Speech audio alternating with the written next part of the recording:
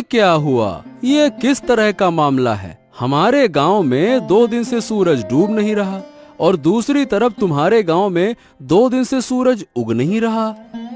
और नहीं तो क्या, अरे तुमको क्या बताऊं, मेरी माँ को है रतौंधी, वो रात में देख नहीं सकती। अब यहाँ 2 दिन से मेरी हालत इतनी खराब हो गई है कि मैं क्या ही बताऊं। माँ घर के कोई काम कर नहीं पा रही क्योंकि रात है और रात में माँ को दिखता नहीं है। वही तो, लेकिन सवाल ये है कि ये हुआ कैसे, ये बताओ। मतलब ऐसा किसने किया? ऐसी घटना तो भैया मैंने पहले कभी ना देखी। कभी ऐसा होता हुआ सुना है क्या? बताओ। हमारे गांव में दिन और तुम्हारे गांव में रात है। वही तो, मुझे तो लगता है कि मैं तुम्हारे गांव आ जाऊं। 2 दिन से सूरज की किरण नहीं देख पाया। ऐसा लगता है कि अंधेरे का साम्राज्य आ गया है।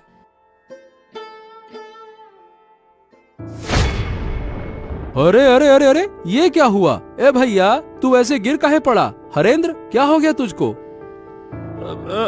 अरे मतलब क्या हो गया, मुझे खुद समझ नहीं आ रहा। मैंने तुम्हारे गांव में आने के लिए जैसे ही कदम बढ़ाया और झटका लगा। बाप रे, मैं तो तुम्हारे गांव में प्रवेश ही नहीं कर पा रहा हूँ। ऐसा लग रहा है कि जैसे बीच में कोई दीवार खड़ी हो। क्या बात कर रहा है? तो क्या हम एक गांव के लोग दूसरे गांव में नहीं जा सकते क्या? वही तो भैया, लग तो ऐसा ही रहा है। लगता है कि इन दोनों गांव के बीच में कोई अदृश्य कांच की दीवार खड़ी हो गई है। अरे अब क्या करूं, मुझे तो समझ नहीं आ रहा। चल, फिलहाल के लिए तू घर जा, अब देखते हैं क्या किया जा सकता है। कोई उपाय मिल जाए तो मुझे भी बता देना। दोनों गांव में अचानक अजीब घटना हुई। एक गांव में लगातार 2 दिन तक दिन और दूसरे गांव में लगातार 2 दिन तक रात। ऐसी समस्या पहले कभी नहीं देखी गई थी। ओ माँ माँ, अब अच्छा नहीं लग रहा। रात क्यों नहीं हो रही है? इतना लंबा दिन मैंने कभी नहीं देखा। मैं सो भी नहीं पा रहा हूँ, मुझे नींद भी नहीं आ रही। सो नहीं पा रहे हो? क्या हुआ? जाकर सो जाओ। सोने में क्या परेशानी है? मैं क्या सो नहीं रही? वाह, रात के बिना सोने का क्या मजा होता है। रात के बिना सोने से लगता है कि जैसे दिन में सो रहा हूँ। इतना उजाला सहन नहीं हो रहा। ऐसा क्यों हो रहा है माँ? क्यों क्यों माँ? क्या पता किसकी नजर पड़ गई हमारे गांव पर। शायद कोई शाप लग गया है। सुना है हमारे पास वाले गांव में तो 2 दिन से रात हो रही है। 2 दिन से रात हो रही है और रात हो ही नहीं रही है। ये तो बहुत बेकार है। मैं दिन में यहाँ रहूंगा और रात को जाकर उस गांव में सो जाऊंगा। मुझे नहीं रहना दिन में। हाँ, ये हुआ। तुम कैसे सोओगे वो मुझे नहीं पता। 2 गांव के बीच एक अदृश्य दीवार बनी हुई है। वो दीवार पार करके इस गांव के लोग दूसरे गांव में या दूसरे गांव के लोग हमारे गांव में नहीं जा पा रहे। तो क्या होगा माँ? क्या हमारे गांव में कभी रात नहीं आएगी? हमारा गांव ऐसा क्यों हो गया? अगर रात नहीं होगी तो सूरज की गर्मी में हमारा पूरा गांव जलकर खाक हो जाएगा माँ। क्या पता बेटा, हमारे भाग्य में क्या है, लेकिन ऊपर वाला जो करेगा वो हमारे भले के लिए ही करेगा। हाँ, मुझे ये सब कुछ अच्छा नहीं लग रहा माँ। मैं सो नहीं पा रहा हूँ। मेरा सर दुख रहा है। 2 दिन से मेरा सर घूम रहा है। शरीर भी लगता है कि जैसे बीमार हो गया है। मैं क्या करूँ माँ? ओहो, तुम यहाँ से जाओ और अब परेशान मत करो। वैसे भी मैं खुद तकलीफ से जूझ रही हूँ। दूसरी तरफ तुम मुझे बार बार परेशान कर रहे हो।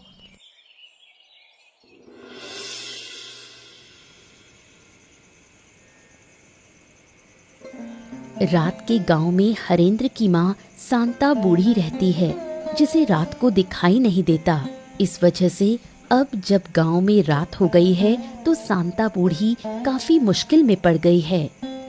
हरेंद्र, ओ हरेंद्र, कहाँ गए तुम?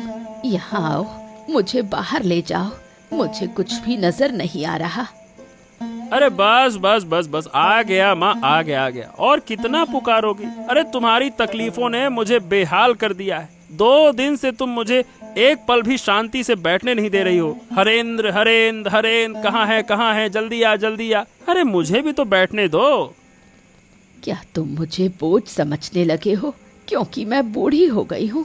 जब मैं स्वस्थ थी तब तुमने मुझे पाल पोस कर बड़ा किया, अब तुम मुझे बोझ समझने लगे।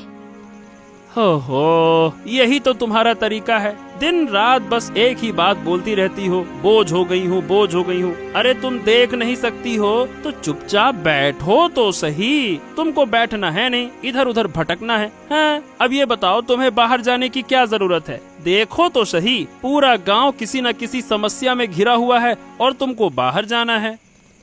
क्या तुम्हें अकेले को समस्या है, गांव के और लोग नहीं? तुम्हें क्यों इतनी तकलीफ हो रही है? ऐसा है अम्मा कि मेरी तरह किसी के पास ये रतौंधी वाली माँ नहीं है जिसे लेकर वो परेशान हो। नहीं तो कोई काम तुम्हारे लिए अब नहीं है। घर के सारे काम मुझे करने पड़ते हैं और तुम्हारी देखभाल भी तो मुझे ही करनी पड़ती है। बस बस, मेरी और देखभाल करने की जरूरत नहीं। जिस दिन मर जाऊंगी उस दिन तुम समझ पाओगे। तुम लोग बड़े होकर शायद बूढ़ी माँ को ऐसी हालत में छोड़ देते हो। ओहो, बस बस बस बस बस, अब ऐसी बातें मत करो। चलो बताओ कहाँ जाना चाहती हो, मैं तुम्हें लेकर चलता हूँ। फिर खाना भी बनाना है, तुम्हें खाना देना होगा, फिर बर्तन साफ करने हैं, तुम्हारा बिस्तर लगाना है, बहुत सारा काम है। चलो जल्दी बताओ कहाँ जाना है। दूसरी ओर दिन और रात वाले दोनों गांव के बीच ही एक बुढ़िया का घर है। बुढ़िया और साधु के बीच काफी बातचीत है। क्या काम किया आपने? आपका तो जवाब ही नहीं। मुझे तो विश्वास ही नहीं था कि आप ऐसा बड़ा काम कर पाएंगे। मैंने पहले कहा था कि मेरी शक्ति पर संदेह मत करना। मेरी शक्ति के बारे में किसी को अंदाजा भी नहीं है। पहले जितना संदेह था अब वो भी खत्म। एक गांव में लगातार दिन और दूसरे गांव में लगातार रात कर देना बड़े बड़े साधु भी ऐसा नहीं कर पाते। तो बताइए, क्या आप खुश हैं? अगर खुश हैं तो अब मेरी फीस मुझे दे दीजिए। मैंने यूं ही रिस्क लेकर ये बड़ा काम नहीं किया। अरे, आपके पैसों को लेकर मैं भाग थोड़ी ना जाऊंगी। मुझे तो बहुत मजा आ रहा है। दोनों गांव के लोग कैसे बेहाल हो गए हैं। मैं आपको जरूर पैसे दूंगी, साथ में इनाम भी दूंगी। आपने मुझे खुश कर दिया। फिर और क्या कहना है? किस्मत अच्छी रही कि आप मिली, तभी तो मुझे ऐसा काम करने का अवसर मिला, वरना यूं ही किसी काम से लाभ नहीं होता। ये सब मैंने सोचा था। मैं चाहती थी इन दोनों गांव को सबक सिखाऊं। अब आपके जरिए मैंने अच्छे से सबक सिखा दिया। अब देखिए धीरे धीरे क्या होगा। दोनों गांव तबाह हो जाएंगे।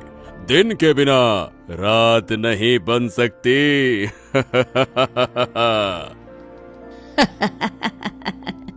मैं भी यही चाहती थी। मैंने इस दिन का बहुत इंतजार किया है। अब मैं उन्हें हर तरह की तकलीफ दिखाकर सिखा दूंगी कि दुख और अपमान क्या होता है। अब वो मेरा कभी अपमान करने की हिम्मत नहीं करेंगे। मैं चाहती हूँ कि इन दोनों गांव के बीच सिर्फ मैं बची रहूं और कोई ना रहे। अरे अरे बेटा, अरे रुक जाओ बेटा, इस तरह से क्यों दौड़ते हो? क्या हो गया? अरे रुक जाओ, गिर जाओगे। बेटा रुको रुको।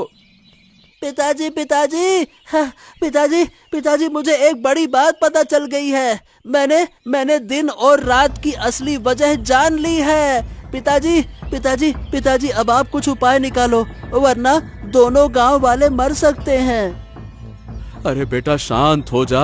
हाँ, अब ये बता क्या हुआ, कैसे जाना तुमने, बता मुझे। पिताजी पिताजी, हमारे दोनों गांव के बीच में उस बुढ़िया का घर है ना, वही बुढ़िया जो गांव वालों से बात भी नहीं करती, ये सब कुछ वही करवा रही है। क्या? ये क्या कह रहे हो तुम? क्या सच में ऐसा है? पर ये बताओ, तुम्हें कैसे पता चला कि वो करवा रही है?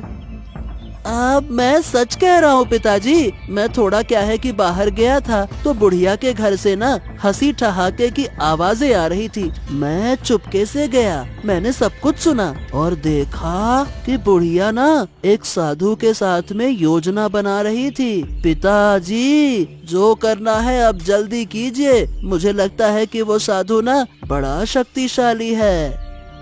ओ, अब जब सब कुछ खुल ही गया है तो उस बुढ़िया को छोड़ना नहीं चाहिए। वो जिद करके हमारे विनाश की कोशिश कर रही है ना। वही तो, पर ये समझ में नहीं आ रहा पिताजी कि वो ऐसा कर क्यों रही है। मतलब वो हमसे गुस्सा है क्या, और गांव वाले उससे बात क्यों नहीं करते? हाँ, ये सब बातें जानने के लिए अभी तुम बहुत छोटे हो बेटा। चलो मैं जाता हूँ, हरेंद्र से बात करूंगा, फिर हम दोनों मिलकर बुढ़िया के घर जाएंगे और समझाएंगे। नहीं तो इसके अलावा तो कोई और उपाय नहीं दिखता। वही तो पिताजी, जल्दी कीजिए, मुझे उस साधु पर भरोसा नहीं है। बहुत ही बेकार हंसी हंसता है वो पैसे लेकर चला गया और यकीन है कि वो वापस आएगा।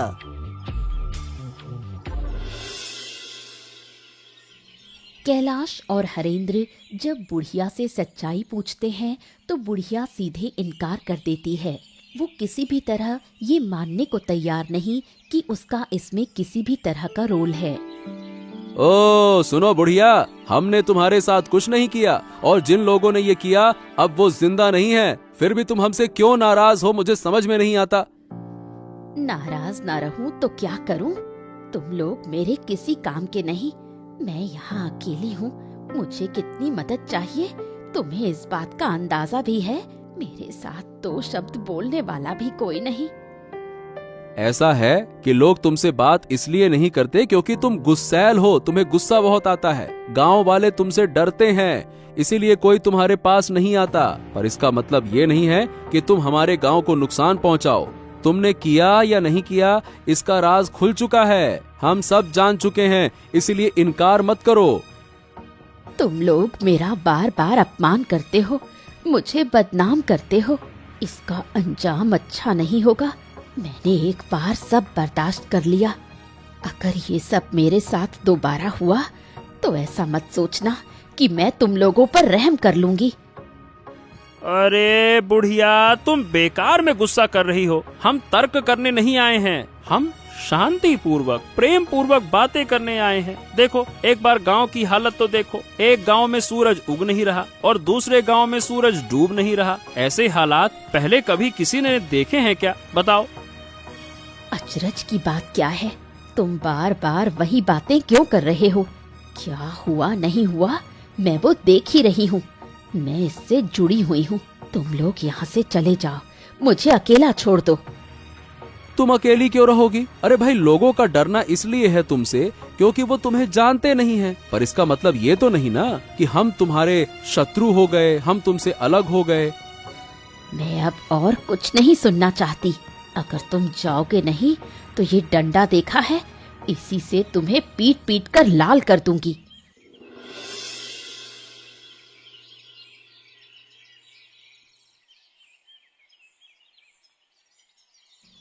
क्या तुम सच में उस बूढ़ी के पास गए थे? रिशान ने मुझे बताया, कुछ फायदा हुआ क्या? हाँ, जितना समझ में आया उससे ये पता चला कि आराध्या, वो जो बुढ़िया है ना, वो दोनों गांव पर बहुत गुस्सा है। इसीलिए बूढ़ी ने किसी साधु की मदद से हमारे इन दोनों गांव के साथ में ऐसा किया। तो क्या इन दोनों गांव को फिर पहले जैसा करना संभव नहीं? ऐसा लगता तो नहीं है। मैंने और हरेंद्र ने मिलकर बूढ़ी को वैसे तो बहुत समझाने की कोशिश की, पर सही बताऊं बूढ़ी सुनना ही नहीं चाहती है। वो किसी भी तरह से हमारी बात समझना ही नहीं चाहती है। सच में मुझे तो डर लग रहा है। अगर ऐसे ही चलता रहा तो गांव में कोई नहीं बचेगा। धीरे धीरे सब कुछ नष्ट हो जाएगा। तुम सब लोग चिंता मत करो, देखना मैं सब ठीक कर दूंगा। वाह वाह वाह वाह वाह, सुन रही हो इसकी बातें? हम यहाँ इसके पिताजी कुछ कर नहीं पा रहे, उन्होंने हमें लाठी से खदेड़ दिया, अब ये जाकर ठीक करेंगे। क्यों महाशय? तुमने भी ना इस लड़के की बात मान ली है। इसे इन चीजों की क्या समझ? उसने जो कहा वही बहुत है। अरे माँ, मैं यूं ही नहीं कह रहा, मैं सच कह रहा हूँ। मैं सब कुछ ठीक कर दूंगा, तुम लोग देख लेना। उस साधु को मैं जानता हूँ, अगर मैं उसे एक बार पकड़ लूंगा तो उसे नष्ट कर दूंगा। बहुत मारूंगा मैं उसे गुच्छे बना के। अच्छा अच्छा अच्छा अच्छा, समझ गया। लेकिन हाँ, फिर कोई शरारत करने से पहले जरा सोच समझ कर। वैसे भी हमारी मुश्किलों का अंत नहीं है। अब आगे क्या होगा समझ नहीं आता। कहीं तुम्हारी हरकतों से वो बुढ़िया और गुस्सा ना हो जाए। नहीं पिताजी, मैं शरारत परारत नहीं करता। अब मैं बड़ा हो गया हूँ। पर हाँ, आप चिंता मत कीजिए, अब आगे जो होगा अच्छा ही होगा, देख लेना। अब बहुत बातें हो गई, तुम दोनों जाओ और हाथ मुंह धोकर आओ, मैं खाना देती हूँ।